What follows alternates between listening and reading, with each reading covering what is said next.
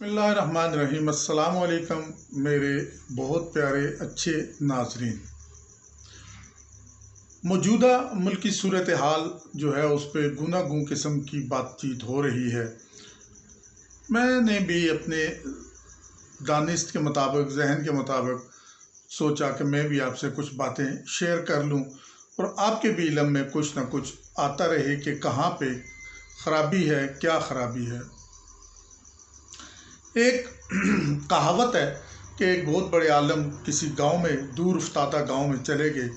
وہاں گئے تو انہوں نے وہاں جا کر دیکھا، ایک مسجد کی طرف جب اس علاقے کی، اس گاؤں کی مسجد میں گئے، وہاں دیکھا کہ دوپہر کے وقت لوگ نمازیں پڑھ رہے ہیں، کوئی 11 12 کے درمیان نمازیں پڑھ رہے ہیں۔ انہوں نے ایک بندے سے پوچھا کہ آپ کون سی نماز پڑھ رہے ہو؟ تو اس نے کہا عشاء کی نماز پڑھ رہا ہوں۔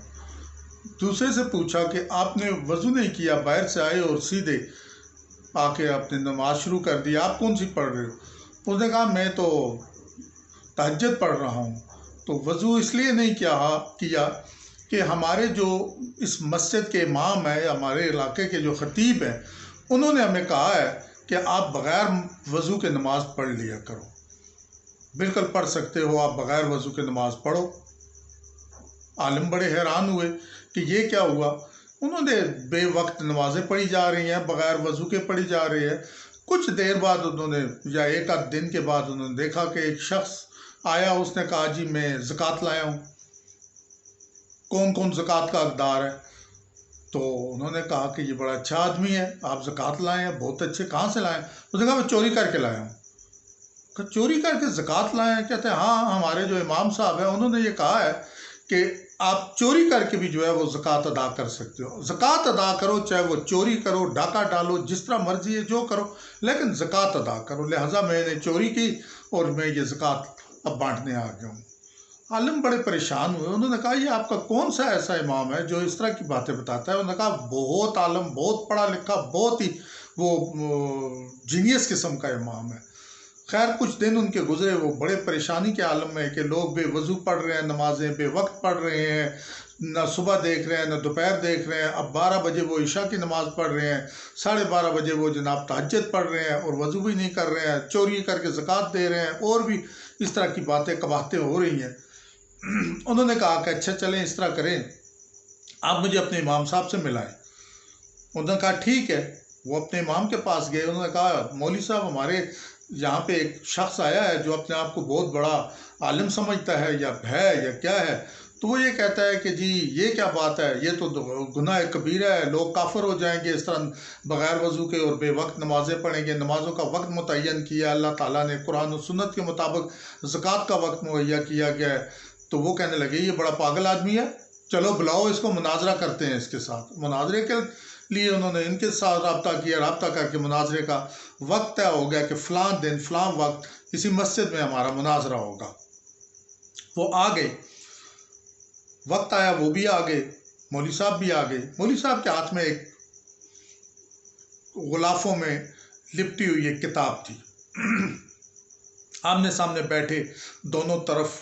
اب یہ جو عالم تھے یہ اکیلے بیٹھے ہوئے ہیں، وہ جو ہے ان کے ساتھ ان کے مقتدی بھی بیٹھے ہوئے ہیں، بہت سارے ان کے پیچھے۔ انہوں نے کہا ہاں جی عالم صاحب پوچھیں جی، آپ کیا پوچھنا چاہتے ہیں؟ انہوں نے کہا میں پوچھوں؟ اس نے کہا 1 منٹ ٹھہریں، 1 منٹ رک جائیں۔ انہوں نے کیا کیا، اس کتاب کے اوپر سے غلاف اتارو، پھر دوسرا اتارا، پھر تیسرا اتارا، پھر چوتھا اتارا، کرتے کرتے کرتے 15 20 غلاف اتارے۔ تو انتہائی ایک بوسیدہ قسم کی کتاب، بہت ہی پرانی کوئی بوسیدہ کتاب تھی، وہ انہوں نے کھول کے درمیان میں سے کھول کے انہوں نے رکھ لی۔ انہوں نے کہا ہاں جی پوچھیں جی۔ عالم نے کہا کہ انہوں نے کہا جناب بات یہ ہے کہ یہ جو بغیر وضو کے نمازیں ہیں یہ تو قرآن و سنت میں نہیں ہے۔ قرآن و سنت میں تو نمازیں جو ہے وہ وضو کے ساتھ نماز پڑھی جاتی ہے اور خشوع و وضو کے ساتھ پڑھی جاتی ہے۔ انہوں نے کہا 1 منٹ رک جائیں۔ وہ اپنی کتاب کے ورق الٹ پلٹ کیے، الٹ پلٹ کر کے دیکھ کے کہنے لگے میری کتاب میں نہیں ہے اس کا ذکر۔ لوگوں نے جو پیچھے جاہل تھے انہوں نے تالیاں بجائیں، او امام صاحب زندہ باد، امام صاحب پہلا راؤنڈ جیت گئے۔ اگلی بات کرنا، انہوں نے کہا یہ نمازوں کا وقت متعین ہے، صبح کی نماز کا وقت اور ظہر کا، عصر کا، مغرب کا، عشاء کا، تہجد کا ایک وقت مقرر ہے۔ تو آپ کے لوگ تو یہ اس طرح آپ ان کو بتاتے ہیں۔ مگر 1 منٹ رک جائے۔ انہوں نے کیا کیا، پھر اس کتاب کو الٹ پلٹ کیا، الٹ پلٹ کر کے انہوں نے کہا میرے اس میں نہیں ہے، کتاب میں نہیں ہے۔ پھر لوگوں نے وہ جو پیچھے جاہل تھے انہوں نے پھر زندہ باد اور وہ جیت گیا جی، دوسرا راؤنڈ بھی جیت گیا۔ انہوں نے کہا اگلی بات پوچھے۔ انہوں نے کہا زکوٰۃ جو ہے وہ اپنی جو ہوتی ہے کمائی ہوتی ہے اور اس پہ لاگو اس وقت ہوتی ہے جب وہ ایک لمٹ تک محدود پہنچ جاتی ہے، اس لمٹ تک پہنچتی ہے، وہ آپ کی آمدن یا آپ کا سونا یا آپ کی جو بھی پراپرٹی ہے تو وہ اس پہ زکوٰۃ لگتی ہے۔ آپ ان کو کہتے ہو کہ چوری کر کے بھی زکوٰۃ کرتے ہو۔ کہا جی 1 منٹ رک جائیں۔ وہ پھر کتاب الٹ پلٹ کی، پھر انہوں نے کر کے انہوں نے کہا جی میری کتاب میں نہیں ہے۔ پھر پیچھے سے شور مچا، جی جیت کے راؤنڈ، بات اٹھ کے ختم ہو گئی۔ اب تماشا بن گیا کہ جی یہ تو عالم غلط ہے، ہمارا امام ٹھیک ہے۔ امام صاحب چلے گئے، عالم بڑا پریشان ہوا کہ یہ تو بڑا کام خراب ہے، اب میں کیا کروں۔ اس نے کچھ دن اور سٹے کا ارادہ کر لیا کہ میں کچھ دن اور رک جاؤں۔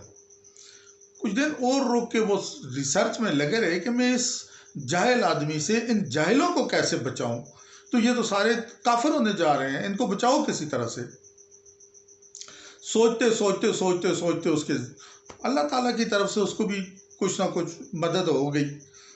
انہوں نے ان کو اکٹھا کیا، اس نے کہا بات سنو، مجھے یہ بتاؤ کہ تمہارا ایمان کیا ہے کہ اللہ کتنے ہیں؟ انہوں نے کہا اللہ ایک ہے، صرف اللہ تعالیٰ کی ذات ایک ہے، باقی ہمارا امام جو کہتا ہے وہی ہے لیکن اللہ تعالیٰ ایک ہے۔ انہوں نے کہا پکی بات ہے، پکی بات ہے۔ انہوں نے کہا سوچ لو۔ انہوں نے کہا نہیں، اللہ تعالیٰ صرف اور صرف ایک اللہ تعالیٰ کی ذات ہے۔ انہوں نے کہا اچھا، ٹھیک ہے۔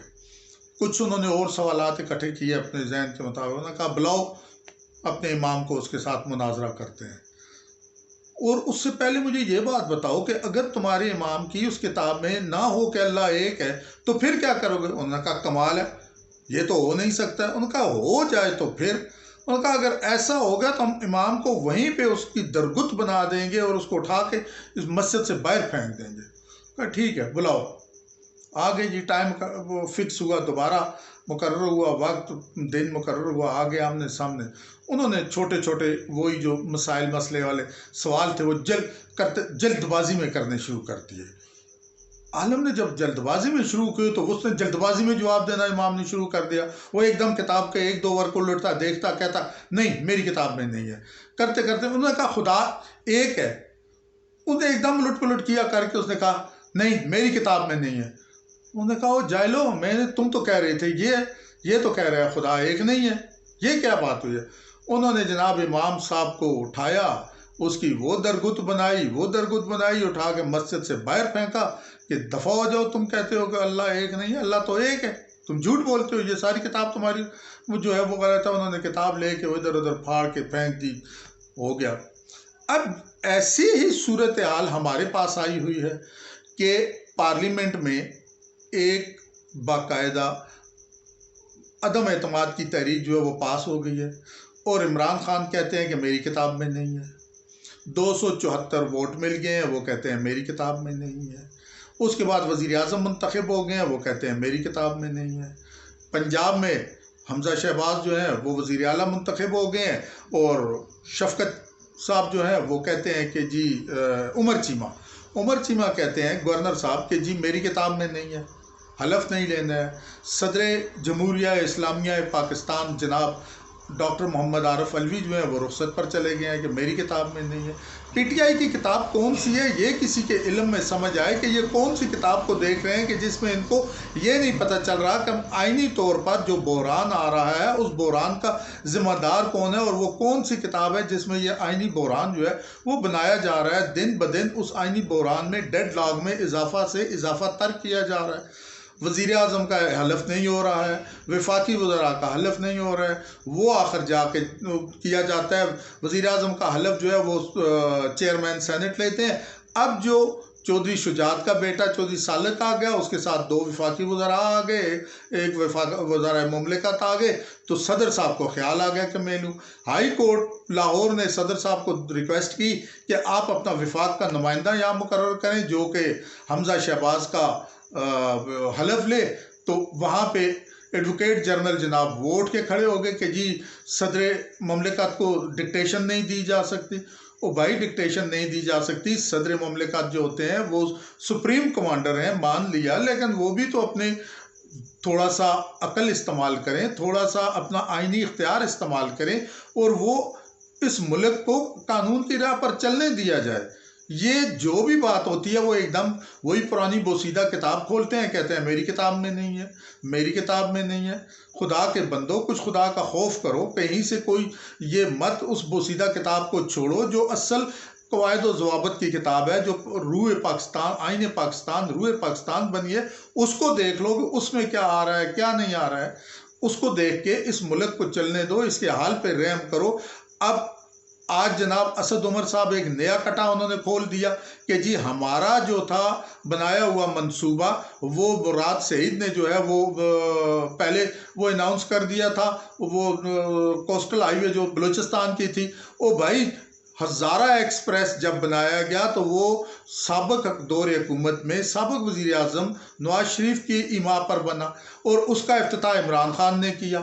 मेट्रो जो थी वो साबिक दौर हुकूमत में नवाज शरीफ के दौर में बनी, उसका इफ्तिताह इमरान खान ने। वो किस खाते में किया गया, क्यों किया गया, कौन थे फिर, तुम करने वाले कौन थे, क्यों किया तुमने प्रोजेक्ट का इफ्तिताह? आज उन्होंने नए प्रोजेक्ट का किया है, लॉन्च किया है।